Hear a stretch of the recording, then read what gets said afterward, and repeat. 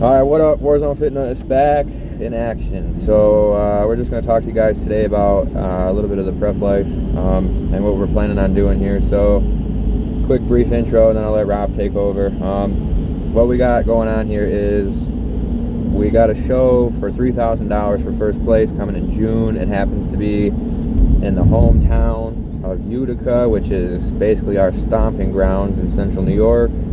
We got a fella coming, or a couple fellas coming, that are going to be very hard to beat, and that's pretty much our eye on the prize for this year. After that, we're going to really try for the Olympia with 2 shows in between, so we'll probably end up doing Phil's, and more than likely we'll do Battleground with Brandon's show out in Manchester. So we'll be pretty much traveling the entire country this year to make,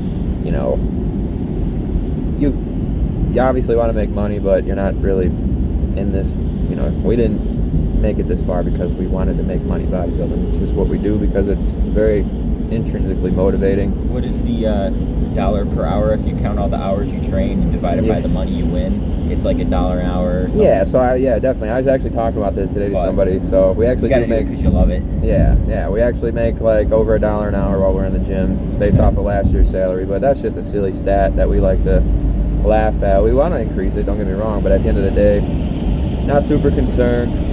We want to win. We want to win. That's all we want to do. We want to be really good bodybuilders. So going back to the prep, I've already indulged in the prep process. I started at about 230 pounds, maybe 228, somewhere around there. I'm down to about 214 right now, so prep is going pretty good for me. And I'm going to throw it over to Rob now. He's going to give you a little insight on what he's working with as far as starting weight, how he's approaching, what he's going to go to stage weight and all that. I am not in prep. I'm basically at the peak of my off season. Which is short for this time. Yeah, I mean, trying to start prep probably right after the Arnold. We're going to be going to the Arnold. So, same as last year. I started prep right after the Arnold, which gave me a perfect amount of time to prep for early June. So I'll be more than ready for June, and then it's just easy to maintain it from there.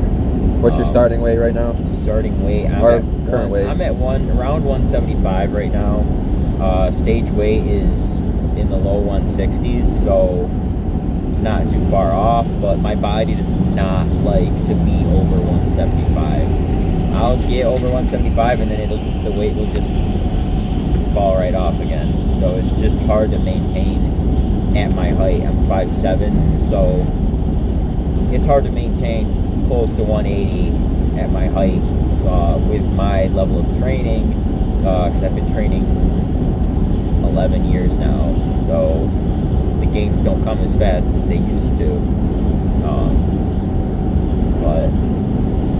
So yeah, getting back to the nitty gritty of prep, I like to talk about this stuff a lot, and he does too. A lot of people ask what we do, specifically how we train legs, and I can't stress enough, like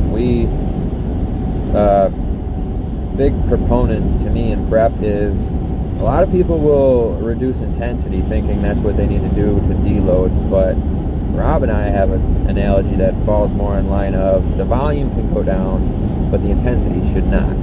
You should constantly be pounding away, mentally at, 100%. You shouldn't be daintily coming into these workouts and saying, it's a deload week, so I'm gonna training bullshit. Stays the same year round. You don't lift heavy to get big and then lift lighter to get cut, because you're just gonna lose your size. Exactly. You lift to get big, you diet to get cut.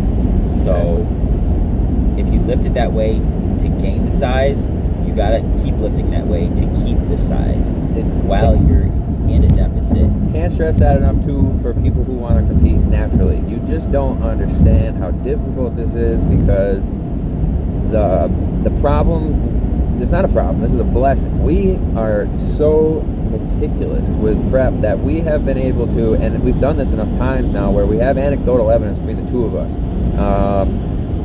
We pretty much have figured out a way to maintain 90% of our off-season strength going into a show. How do we do that? What Robbie just said is like pretty much like you just smash that hammer right on the nail. training intensity has to stay this. It has to stay the same year round. You're going to build up lean, dense muscle, you know, and then if you're in a caloric surplus, yeah, sure, you're going to get a little fluffy, but when you go to cut and you start to manipulate macros and micros, you know, to help you lose this weight in any fashion, carb cycling, thermic effective food, caloric deficit, many other factors going to there, cardio, increasing your energy expenditure. On top of that, in order to keep those gains and stay as hard as possible going into a show, which is what we've been asked many times in the last few years, is you don't reel off. So what does that mean? Let's just say we're going into a deadlift day, right? And we're getting into some serious prep where, you know, our body weight's down, we're deprived of calories, risk of injury is getting a little higher, you know, blah, blah, blah, blah. So you got to be obviously aware of these things, but at the end of the day, we'll come into deadlift day and it might not be 405 for a 5x5, but it's, for example, it would be like 405 for like maybe 3 sets of 5 or 385 for a slightly different rep scheme, but it's still there with the intensity. You're still touching the same similar weights. We're not reeling back. It's just overall volume might go down a little bit to help alleviate the recovery process, because as a natural, that's the hardest thing to do, is learn how to train as frequently as we do without burning yourself out.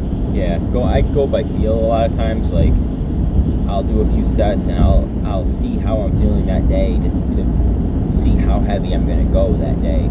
Exactly, and that's Matt's biggest thing. You don't want to go too heavy to risk injury, but you want to go heavy enough to stimulate the muscle. Yep. And just daily max is what a lot of people will say, and Matt's big on that. Come into the gym and you have to gauge exactly how much your body's going to allow you to do that day, but at the end of the day, like he's saying, it's just the concept. Intensity has to remain the same. And then on that note, training splits can get a little wonky. Me and him have similar training splits. We don't really deviate too much from each other. Obviously, we have similar goals. Yeah, dude. There goes the phone. Have similar goals, so usually something like a push-pull legs. Yeah, exactly. What I stick to.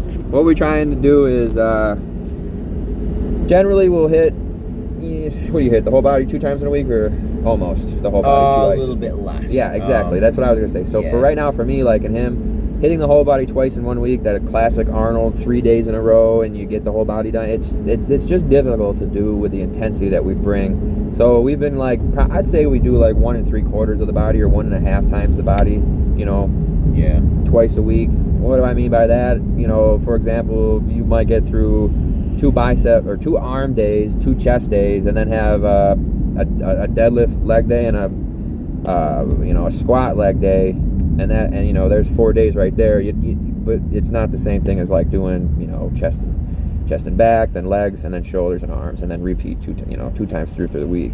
It's tough. I mean, especially having a full-time job and a family, you ain't going to have the time to be able to train 2 times a day, and on top of that, recovery process is probably not going to allow you to be able to do that as a natural bodybuilder. But learning how to get to that point is probably the most crucial thing. As far as supplements go, and we're going to end on this note because then we're going to get back into the gym here. As far as supplements go, I just want to bring a quick topic up real quick. There's 2 things I want to talk about: caffeine, and I want to talk about sucralose. So a lot of people, like, they look, I might be walking around with an energy drink or anything, a coffee, and people don't understand like what the deal is with this stuff. And I just want to break it down real quick, and Robbie can vouch for this as well. When you got energy drinks and you got things like sucralose and stevia and stuff like this, you're just not going to digest this kind of stuff. It's essentially like a fiber. So what's going to happen is your body's going to take it in, it's going to consume it, and you're going to poop it out. And it's going to be, that's why the can say 0 calories. So for us, that's, fiber is obviously a great way to eat food without gaining much from it during prep when you're trying to create a caloric deficit, and replacing sugars with things like stevia, sucralose, which most supplements like pre-workouts and all that, I rarely would see one that uses like sugar or corn syrup or something like that, because they're targeted at people that want to be fit. So you know, people that want to be fit don't want to see like high fructose corn syrup in their pre-workout or sugar in their protein. So usually don't have an issue finding something like that. Now the other thing I want to talk about too is the gist behind caffeine here. Caffeine is going to speed up your basal metabolic rate to an extent. It's in all thermogenics, and the reason why it works so well for us is we one of the big proponents behind caffeine is lipolysis. So think about beta oxidation, if you will. You're breaking down lipids, burning off fat, and essentially what we want to do during prep, quote unquote, when we're in a caloric deficit, because my whole life is prep, there's another topic we'll get into next time, but burning fat versus amino acids and glycogen is the number one thing we want to have happen. So it just doesn't get any better than that. There's our little 11-minute skit. Warzone out. We're going to do legs. Time to hit legs. Yeah, buddy.